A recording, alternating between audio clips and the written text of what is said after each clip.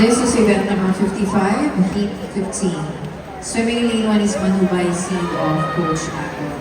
Lane 2, Potapati event of PC Stingray. Lane 3, Paz Enrico Matthew of Quinta Aquarius. Lane 4, Mendoza Sean Caroline of Papua Cardinals.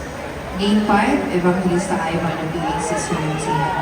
Lane 6, Flores Jumari of Campus Provision. Lane 7, Obrero Josh Stanley of Flash Aquarium.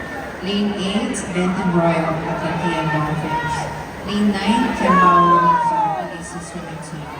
Lane 10, Ugaban Niel of Beta Pool of